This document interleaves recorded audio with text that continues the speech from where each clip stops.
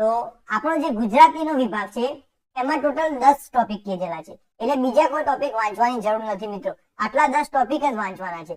એમાંથી આ જે ટોપિક છે રૂઢિપ્રયોગ અને અર્થ, પછી મિત્રો શબ્દ સમૂહ, આ જે કહેવતો, પછી આ લેખન શુદ્ધિ અને ભાષા શુદ્ધિ, જોડણી શુદ્ધિ, આ જે છે એ ઓલરેડી આપણે જીસીઆરટી બેઝ તૈયાર કરાવી દીધેલો છે, એટલે કે એપ્લિકેશનમાં મિત્રો આનું મટીરીયલ આપણે મૂકી દીધેલું છે અને સેકન્ડરીમાં તમે જોયું હશે કે આ જ મટીરીયલમાંથી બેઠે બેઠા પ્રશ્નો પૂછાયેલા છે. એટલે કે આ મિત્રો છે એ ખાલી તૈયાર કરવાનું છે, સમજવાનું છે સમાસ, અલંકાર, છંદ, વાક્યના પ્રકારો, સંધિ, જોડો છોડો, અને એ આપણે સમજવાનું છે. તો આજે આપણે આ જે ટોપિક છે સમાસ છે, છંદ છે મિત્રો, પછી આ લેખન શુદ્ધિ આવે છે, એના થોડાક ઉદાહરણ જોઈશું જેથી કરીને આપણને ખ્યાલ આવે કે જીસીઆરટી બેઝ ઉદાહરણ કઈ રીતે પૂછાઈ શકે છે. તો શરૂઆત કરીએ હવે આપણે જીસીઆરટી બેઝ ઉદાહરણની. તો પહેલો જ છે સમાસનો વિગ્રહ અને ઓળખ, એટલે કે સમાસ આપેલો છે એનો આપણે વિગ્રહ પણ કરવાનો છે અને વિગ્રહ કર્યા પછી મિત્રો ઓળખ કરવાની છે. એટલે ખાસ યાદ રાખજો કે વિગ્રહમાં ભૂલ ના થવી જોઈએ અને વિગ્રહ સાચો હોવો જોઈએ, સાથે સાથે એની ઓળખ પણ સાચી હોવી જોઈએ એટલા માટે. તો પહેલો જ સમાસ છે આપણો શુભાશુભ. ફટાફટ કોમેન્ટ બોક્સમાં આન્સર આપી દો તમે બધા કે આ શુભાશુભ શબ્દ છે એ કયો સમાસ છે અને એનો વિગ્રહ શું થશે. આપણને બધાને ખબર છે મિત્રો કે શુભાશુભ આપણે કહીએ છીએ, શું કહીએ છીએ? શુભ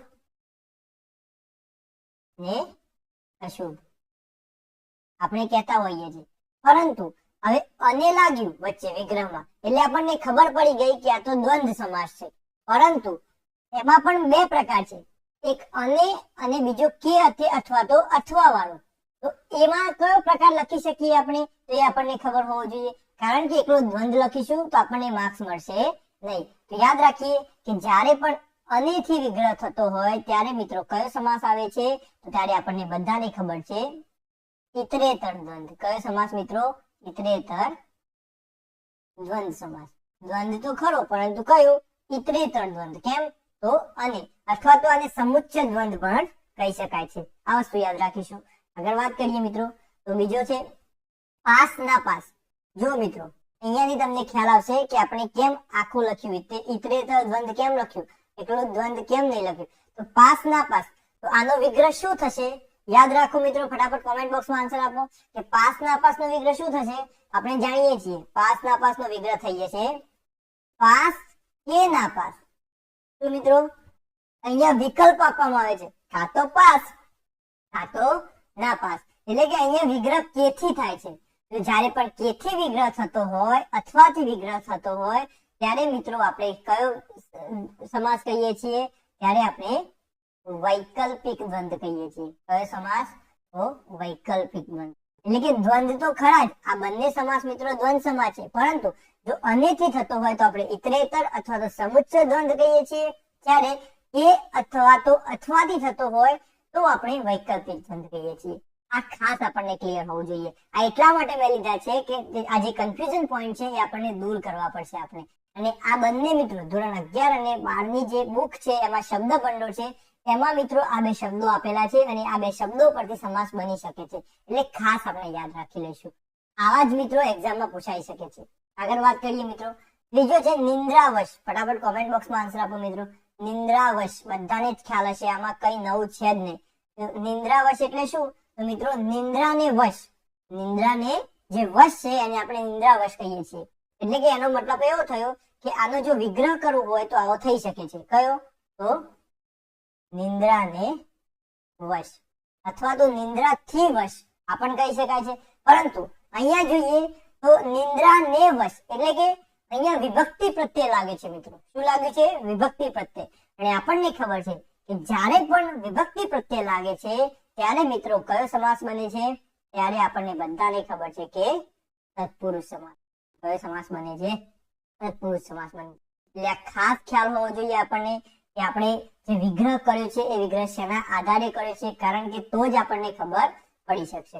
એટલે આપણે ખાસ યાદ રાખી લઈશું. આગળ વાત કરીએ તો આગળ છે ભોજન ગૃહ. મિત્રો બધાને જ ખ્યાલ હશે કે ભોજન ગૃહ શું થશે સમાસ, અને આનો વિગ્રહ શું થશે એ પહેલા તમે ફટાફટ કોમેન્ટ બોક્સમાં આપી દો કે ભોજન ગૃહ. ફટાફટ કોમેન્ટ બોક્સમાં આપો મિત્રો, યાદ રાખી લઈશું મિત્રો. ભોજન ગૃહ એટલે શું? તો ભોજન માટેનું ઘર. તો મિત્રો ભોજન માટેનું ઘર અથવા તો ગૃહ. અહીંયા લોકો શું ભૂલ કરે છે મિત્રો, તો અહીંયા ભોજન માટેનું ઘર એને લોકો શું કહેતા હોય છે, અથવા તો તમામ વિદ્યાર્થી મિત્રો આને મધ્યમ પદલોપી સમાસ સમજે છે. કારણ કે ભોજન માટેનું ઘર એટલે ભોજન ગૃહ, પરંતુ મિત્રો અહીંયા માટેનું એટલે આપણે વિભક્તિ પ્રત્યય લગાવ્યો છે, ષષ્ઠી વિભક્તિનો પ્રત્યય છે નું, નો ની નું ના. જે ભોજન માટેનું ઘર છે એ મિત્રો મધ્યમ પદલોપી સમાસ થશે નહીં. આ સમાસ કયો થશે, તો તત્પુરુષ સમાસ. કયો સમાસ થશે મિત્રો, તત્પુરુષ સમાસ. એટલે આ કન્ફ્યુઝન છે એ કન્ફ્યુઝન આપણે દૂર કરવાનું છે, આપણે ખાસ યાદ રાખી લઈશું. અગર વાત કરીએ મિત્રો તો 5 નંબરનો છે મિલ મજૂર. ફટાફટ આન્સર આપી દો મિત્રો, મિલ મજૂર.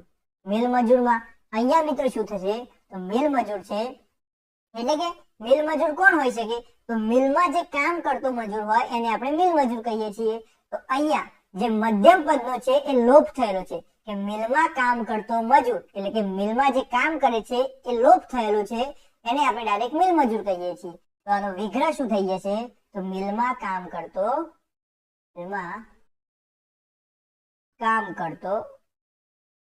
મજૂર, એ જેને આપણે મિલ મજૂર કહીએ છીએ.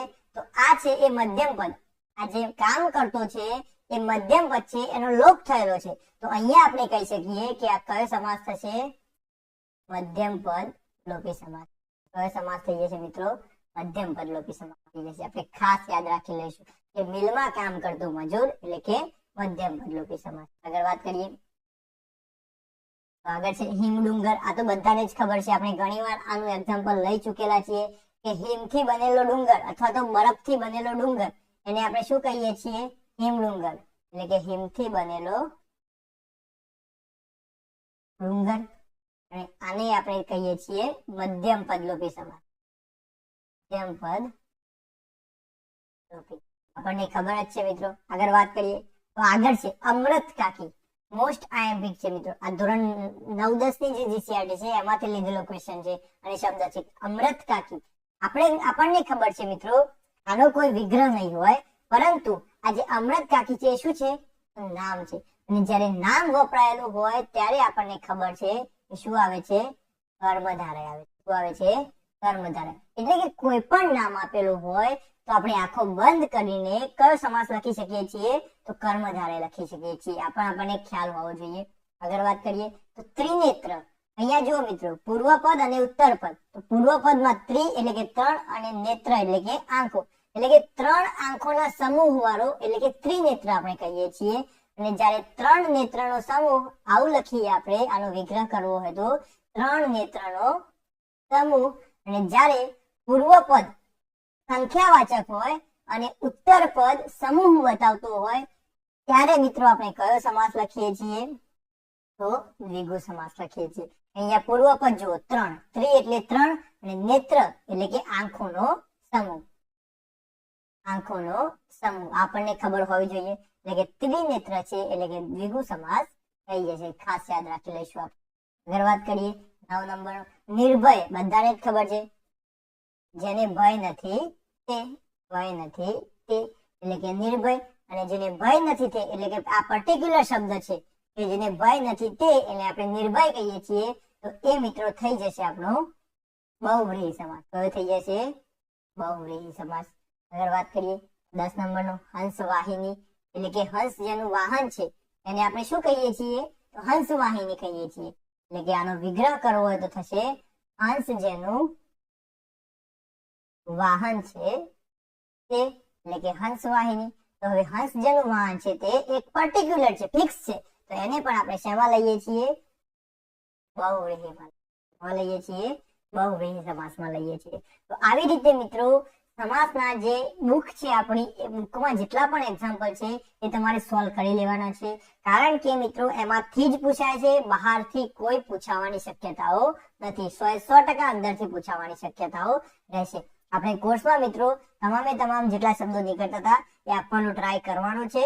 એટલે કે ખાસ બધું જ મટીરિયલ આપણે ઓલરેડી આપી દઈશું. એટલે યાદ રાખજો મિત્રો, ખાસ આ રીતે મિત્રો સમાસ અને એના જે વિગ્રહ છે એ અને ઓળખ આપણને ખ્યાલ હોવી જોઈએ. આગળ વાત કરીએ હવે તો આગળ છે મિત્રો વાક્ય શુદ્ધિ. ઘણાને આમાં પ્રોબ્લેમ થાય છે મિત્રો. આના નિયમો અઢળક નિયમો છે મિત્રો, પરંતુ એક વસ્તુ યાદ રાખવાની કે જ્યારે પણ વાક્ય શુદ્ધિનું વાત આવે ત્યારે જે પણ વાક્ય છે એને 2 થી 3 વાર વાંચી જવાનું. તો મિત્રો તો જે પણ વાક્ય આપેલું છે એ વાક્યને 2 થી 3 વાર વાંચવાનું, જેથી કરીને તમે વાંચશો એટલે તમને ખ્યાલ આવશે કે આ એક શબ્દ એવો છે જ્યાં બોલવામાં બંધ બેસતો નથી અને ત્યાં આપણે સુધારો કરવો પડશે. કારણ કે આપણી ભાષા જ એવી છે ગુજરાતી કે જેમાં આપણે બોલીએ એટલે આપણને ખ્યાલ આવી જ જશે કે અહીંયા બંધ બેસતું નથી. બાકી આના નિયમો તો અઢળક નિયમો છે, એટલે ખાસ યાદ રાખજો. નામયોગી આગળ લખાય પાછળ લખાય, આવા નિયમો મિત્રો અઢળક નિયમો છે. પરંતુ એ નિયમો યાદ ના રાખવા હોય અને 70% સાચો આન્સર જોઈતો હોય તો આપણે શું કરવાનું, તો જે પણ વાક્ય છે એને 2 થી 3 વાર વાંચી જવાનું, એટલે કે ઓટોમેટિક આપણને ખ્યાલ આવશે. હમણાં જોઈએ એટલે આપણને ખ્યાલ આવી જશે. જુઓ મિત્રો, પહેલો જ છે ચા પીવી એ સારી નથી. તો મિત્રો અહીંયા આપણને એવું લાગતું હશે કે આ વાક્ય શુદ્ધ જ છે, પરંતુ મિત્રો આ વાક્ય કેવું છે, તો આ વાક્ય અશુદ્ધ છે. કેવું છે? અશુદ્ધ છે. અને હવે આ અશુદ્ધ વાક્યને આપણે શુદ્ધ વાક્યમાં કન્વર્ટ કરવાનું છે. આપણને તો અહીંયા કઈ જ ભૂલ લાગતી નથી, પરંતુ વાંચી ચા પીવી એ સારી નથી. ચા પીવી એ સારી નથી. તો અહીંયા આપણને એવું લાગે છે કે અહીંયા થોડું બંધ બેસતું નથી. કેમ? તો ચા પીવી એ સારી નથી કે ચા પીવી એ સારું નથી, આ બંનેમાંથી કયું સારું લાગે છે મિત્રો? તો આપણને ખ્યાલ આવી જાય કે ચા પીવી એ સારું નથી. એટલે કે ચા પીવી એ આપણા શરીર માટે સારું નથી. સારી નથી એ તો આપણે ચા માટે કહીએ છીએ. જો ચા ખરાબ હોય તો લખાય કે ચાનો સ્વાદ સારો નથી, એવું લખી શકીએ. પરંતુ આ સારી નથી એ તો કોઈ પણ ભોગે આવી શકે નહીં. આપણે અહીંયા સારું શેના માટે વાપર્યું? તો આપણા સ્વાસ્થ્ય માટે વાપર્યું. કે ચા પીવી એ સારું નથી, એટલે કે આપણા જે સ્વાસ્થ્ય માટે સારું નથી. એટલે કે અહીંયા ભૂલ છે અને આપણે આ શુદ્ધ વાક્ય લખી લીધું. આવી રીતે મિત્રો આપણે આપણા 6th સેન્સ થી આપણા કોન્ફિડન્સ થી આપણે જવાબ લખી શકીએ છીએ. આ વસ્તુ યાદ રાખજો. બીજું જોઈએ, અહીં શુદ્ધ ગાયનું ઘી મળે છે. તો મિત્રો અહીં શુદ્ધ ગાયનું ઘી મળે છે. શું લાગે છે અહીંયા શું ભૂલ હોઈ શકે છે? કોમેન્ટ બોક્સમાં આન્સર આપો મિત્રો. અહીં શુદ્ધ ગાયનું ઘી મળે છે. વાંચતાની સાથે આપણને ખબર પડે કે કઈ બંધ બેસતું મને લાગતું નથી, એટલે કે આ અશુદ્ધ વાક્ય છે એ આપણને ખબર પડી ગઈ કે અહીં શુદ્ધ ગાયનું ઘી મળે છે. મિત્રો શુદ્ધ ગાયનું ઘી, આ શુદ્ધ શબ્દ શેના માટે વાપર્યો? અહીંયા ગાય માટે. પરંતુ શુદ્ધ ગાય એવું તો કોઈ ઉલ્લેખ જ ના આવે મિત્રો. તો હવે આપણને બંધ બેસતું લખવા માટે શું લખી શકીએ? શુદ્ધ ગાયનું ઘી મળે છે. તો ગાય માટે શુદ્ધ શબ્દ વાપરે છે, પરંતુ રિયલમાં એ શુદ્ધ શબ્દ શેના માટે વપરાવો જોઈએ? તો ઘી માટે વપરાવો જોઈએ. એટલે કે આપણે એમ કઈ કહેતા હોવા જોઈએ કે અહીં ગાયનું શુદ્ધ ઘી મળે છે. આ શુદ્ધ શબ્દ છે એ ગાય માટે વપરાય છે, પરંતુ ગાય માટે નથી વાપરવાનો. આપણે તો એ શુદ્ધ શબ્દ ઘી માટે વાપરવાનો છે. આપણે આવી રીતે લખી શકીએ છીએ કે અહીં ગાયનું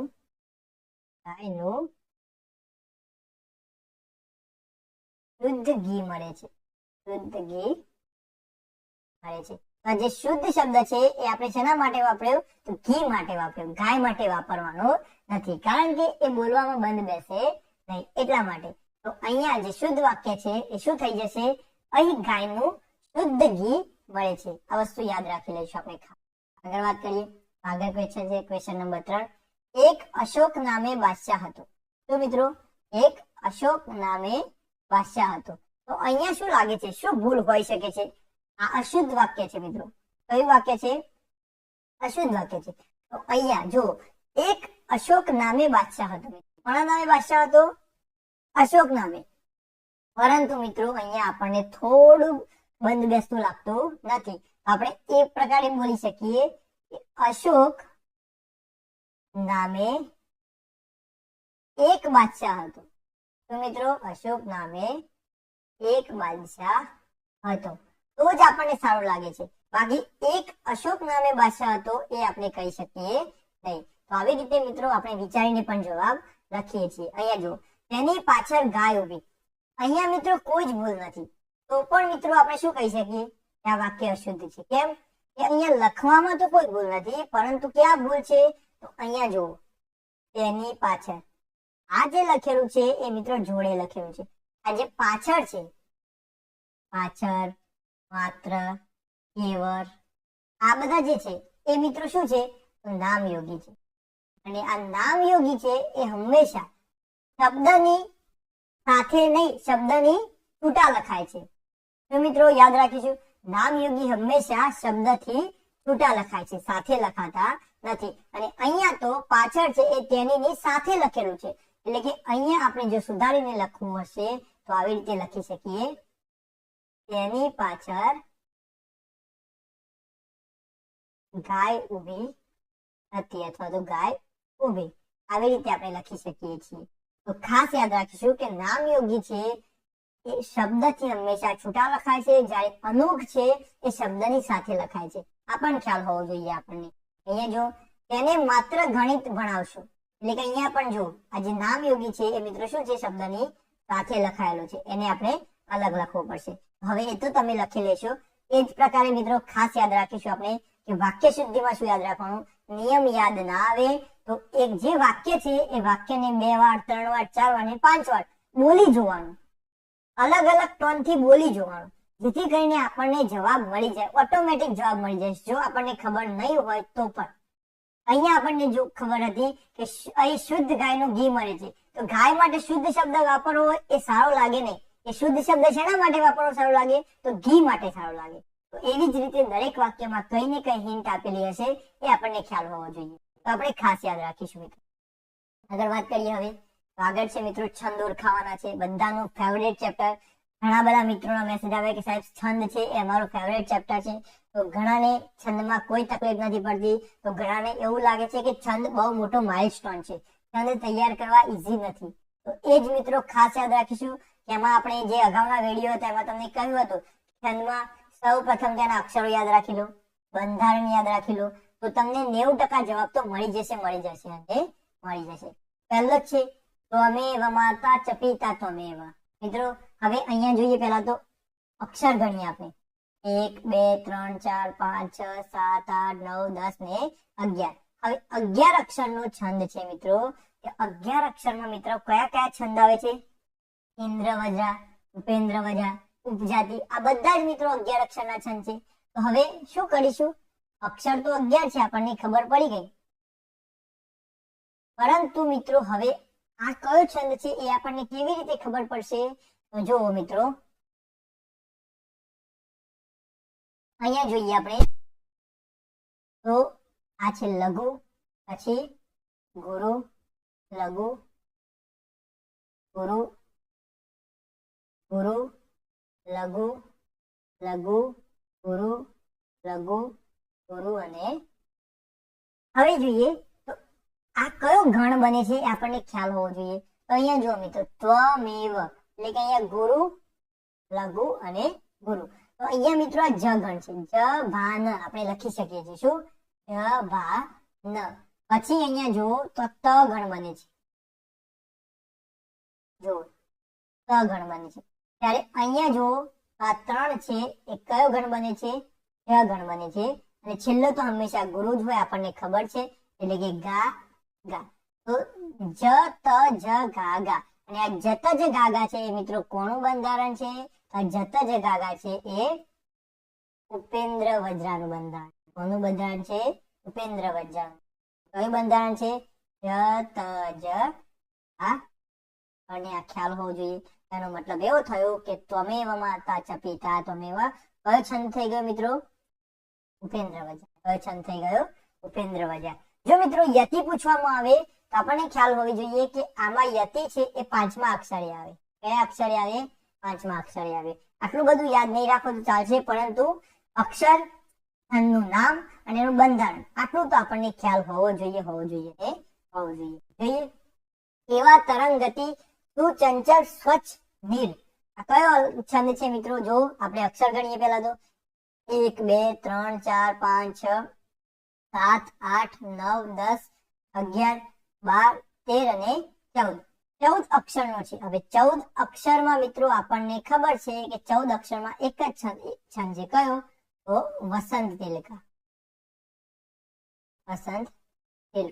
પરંતુ જોઈએ કે આજે 14 અક્ષરનો જે છંદ છે વસંત તિલકા, એનું બંધારણ તો શું થશે, તો બંધારણ છે તભ જજ ગાગા.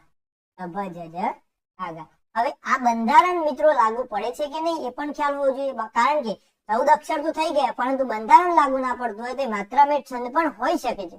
તો જોઈએ ત એટલે તારાજ, તો તારાજ લાગુ પડે છે મિત્રો. તેનો મતલબ એવો થઈ ગયો કે આજે કેવા તરંગ ગતિ સુચંચલ સ્વચ્છ નીર છે મિત્રો, કયો છંદ થઈ જશે? તો વસંત તિલકા થઈ જશે, વસંત તિલકા. ખાસ યાદ રાખીશું. એટલા જ માટે મિત્રો હું બંધારણ યાદ રાખવાનો આગ્રહ રાખું છું, કારણ કે અક્ષર તો થઈ જતા હશે પરંતુ મિત્રો બંધારણ જો લાગુ ના પડતું હોય તો એ માત્રામેળ છંદ પણ હોઈ શકે છે. એટલે બંધારણ મિત્રો એકવાર ક્રોસ વેરીફાઈ કરી જોવાનું. આગળ જોઈએ તો ભમો ભરતખંડમાં સકર ભોમ ખુંદી વરી. આ ઘણી વાર મિત્રો આપણે જોયેલું છે અને અક્ષર મેળ છંદ છે બધાને ખબર છે. તો કેટલા અક્ષર છે? 1 2 3 4 5 6 7 8 9 10 11 12 13 14 15 16 અને 17. હવે 17 અક્ષર કન્ફ્યુઝન આવ્યું તો ફરી આ શોર્ટ ટ્રીક બધાને યાદ રખાઈ હતી. મેં યાદ રખાઈ હતી શોર્ટ ટ્રીકમાં મિત્રો ટોટલ 17 અક્ષર છે. 17 અક્ષર વાળા છંદ દાખલા તરીકે 4 5 6 7 10 11 12 13 એ લઈને છેક 17 સુધી આ 17 અક્ષર છે. પરંતુ શોર્ટ ટ્રીક મેં શું યાદ રખાઈ હતી તમને કે જો આ 17 અક્ષરના છંદ હોય તો 17 અક્ષરમાં ટોટલ 4 છંદ છે. કયા છંદ છે 4 મિત્રો? એક તો મંદાક્રાંતા, પછી મિત્રો શિખરિણી, પછી હરિણી અને પૃથ્વી. આ 4 છંદ મિત્રો 17 અક્ષરના છે. હવે 4 માંથી ઓળખવા કઈ રીતે આપણે? એના માટે મેં તમને એક શોર્ટકટ ટ્રીક આપી હતી. આપણે આ 17 અક્ષર લખ્યા તેમાં તમને કહ્યું હતું કે જો પહેલા 3 ગુરુ હોય, પહેલા 3 ગુરુ અક્ષર હોય તો એ છંદ થઈ જશે મિત્રો મંદાક્રાંતા. કયો થઈ જશે? મંદાક્રાંતા. જો એ પહેલા 3 ગુરુ ના હોય અને એના પછીના 3 ગુરુ હોય એટલે કે 4 5 અને 6 ગુરુ હોય તો મિત્રો આપણો આ જે છંદ છે એ કયો થઈ જશે? આ શિખરિણી થઈ જશે. કયો થઈ જશે? શિખરિણી થઈ જશે. અને એ પણ ના હોય અને 7 8 અને 9 જો ગુરુ હોય તો મિત્રો કયો છંદ થઈ જશે? હરિણી થઈ જશે. કયો છંદ થઈ જશે? હરિણી થઈ જશે. અને આ 3 લાગુ ના પડે તો મિત્રો કયો છંદ લાગુ પડી જશે? પૃથ્વી છંદ લાગુ પડી જશે. કયો છંદ લાગુ પડી જશે? પૃથ્વી છંદ લાગુ પડી જશે. આ ખાસ યાદ રાખી લેજો. આ 17 અક્ષરના 4 છંદ છે એની યાદ રાખવાની એક બેસ્ટ શોર્ટકટ ટ્રીક છે અને દરેક એક્ઝામ્પલમાં કામ આવે છે. એટલા માટે આ યાદ રાખી લેવાનું આપણે, તો જ આપણે 17 અક્ષરના છંદ પારખી શકીશું મિત્રો. તો ખાસ પહેલા 3 ગુરુ હોય તો મંદાક્રાંતા, પછી 4 5 અને 6 ગુરુ હોય તો શિખરિણી, 7 8 9 ગુરુ હોય તો હરિણી અને આ 3 લાગુ ના પડતા હોય તો મિત્રો કયો? પૃથ્વી છંદ. આપણને ખાસ ખ્યાલ હોવો જોઈએ. આટલી વસ્તુ યાદ રાખી લઈશું આપણે ખાસ. તો અહીંયા જોઈએ તો હવે ભમો ભરતખંડમાં સકર ભોમ ખુંદી વળી. ફટાફટ આન્સર આપો મિત્રો. આ કયો છંદ હોઈ શકે છે? મંદાક્રાંતા બને, શિખરિણી બને, હરિણી બને કે પૃથ્વી બને? ફટાફટ આન્સર આપી દો મિત્રો. ત્યાં સુધી આપણે આ ઇરેઝ કરી લઈએ.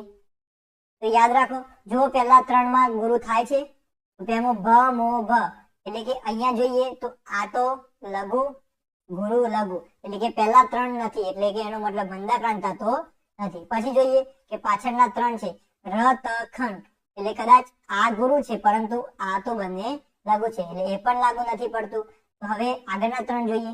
આગળના 3 છે આ 3 તો એમાં ડ જ ગુરુ છે, લઘુ છે અને સ લઘુ છે એટલે કે એ પણ લાગુ ના પડે એટલે કે હરિણી પણ લાગુ ના પડે. એટલે કયો છંદ લાગુ પડશે અહીંયા? તો અહીંયા પૃથ્વી છંદ લાગુ પડી જશે. કયો છંદ લાગુ પડી જશે મિત્રો? પૃથ્વી.